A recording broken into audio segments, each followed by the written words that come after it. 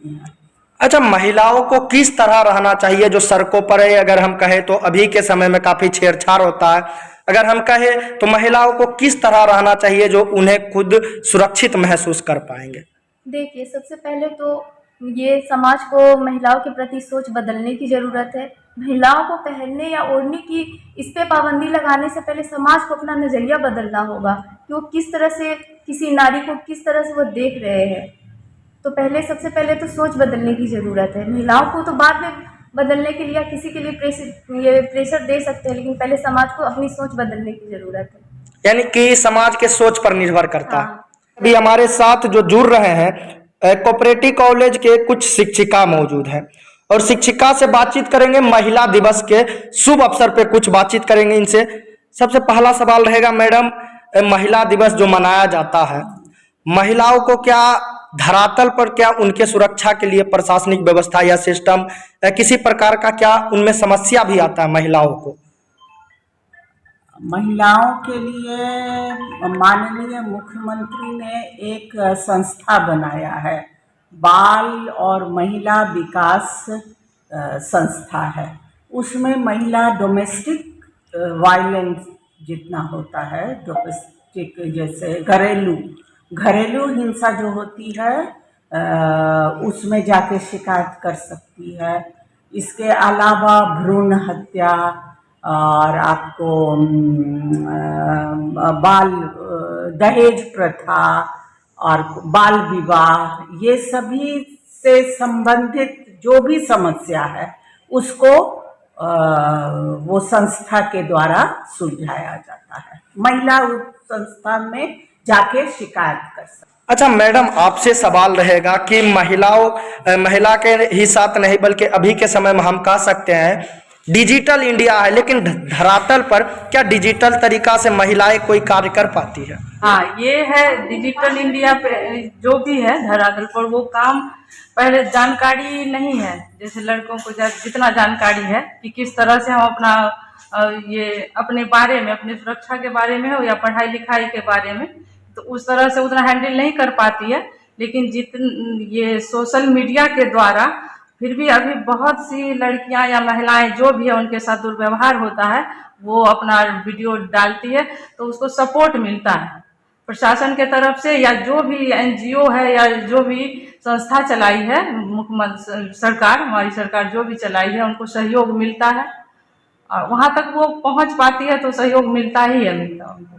अच्छा, महिलाओं को लगभग किस प्रकार घर का कार्य होता है? घर का बहुत प्रकार का कार्य होता है। महिला अपने बेटी को अगर कहे तो घर के काम काज के लिए बनाया जाता है, ऐसा कहना है कुछ माताएं का, और कुछ माताओं का कहना है कि बेटा बेटी एक समान होते हैं। वैसे माताओं से क्या कहना चाहेंगे जो बेटियों को अलग नजरिया से देखते हैं? देखिए, वो माता की ना वो सोच बन जाती है। वो माता जैसे देखिए जितनी वो पढ़ी लिखी है, और पढ़ी लिखी से मतलब नहीं होता है उनको।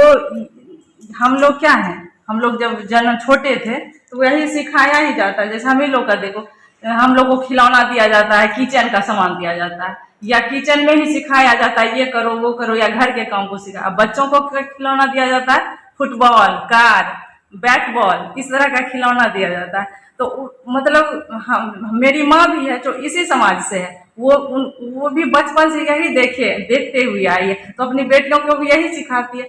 लेकिन अब तो बहुत ज़्यादा सुधार हुआ। वही माँ अपनी बेटी को, मेरी दादी अपनी बेटी को उतना नहीं पढ़ा पाई, लेकिन मेरी माँ पढ़ा रही है। पहले मैट्रिक कराती थी बेटी को, फिर इंटर कराई, फिर ग्रेजुएशन, अब पढ़ने के लिए पटना दिल्ली सब जगह भेज रही है, कंपटीशन का तैयारी करवा रही है। तो चेंज तो हो ही रहा है और इस महिलाओं को बहुत फायदा हो रहा है, मिल रहा है इससे हर चीज़। मैम, आप भी बेटी हैं, समाज की बेटी है, बिहार की बेटी है, अपने जिला की बेटी है, वैसे माताओं से क्या कहना चाहेंगे जो बेटा बेटी में भेदभाव रखते हैं? मेरा उन माताओं से, उन पिता से, उन गार्जियन से, वो परिवार से मेरा ये हम संदेश मैं देना चाहती हूँ कि बेटे और बेटी में शिक्षा में फर्क नहीं करें। जिस बेस्ट से बेस्ट शिक्षा लड़कों को जैसी शिक्षा दे रहे हैं, बढ़िया स्कूल में पढ़ा रहे हैं, वैसी ही शिक्षा बेटी को भी दें। जो टेक्निकल पढ़ाई लड़का पढ़ेगा वैसे ही टेक्निकल पढ़ाई यदि लड़की चाहती है तो लड़की को भी वैसी ही शिक्षा दें।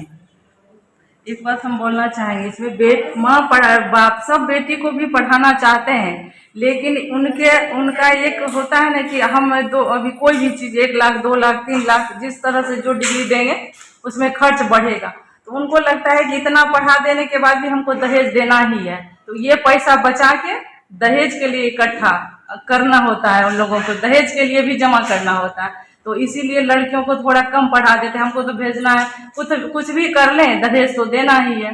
तो मिडिल क्लास में तो ये होता है, और अपर क्लास में तो खैर वो दहेज का रूप बदल जाता है। बिल्कुल मैम, BBL न्यूज आप तमाम देशवासियों से आग्रह करते आया है और कर भी रहा है कि आप दहेज ना ले और लड़का एवं लड़कियों में भेदभाव ना करें। हालांकि आज मैडम से बातचीत किए, कुछ जानकारी देने का आप लोगों के बीच प्रयास किए, तो इसी तरह का न्यूज़ पाने के लिए, हालांकि मैडम का बात कुछ समझ आया या नहीं कमेंट करके जरूर बताएं। तो इसी तरह का न्यूज़ पाने के लिए जुड़े रहें BBL न्यूज के साथ। धन्यवाद।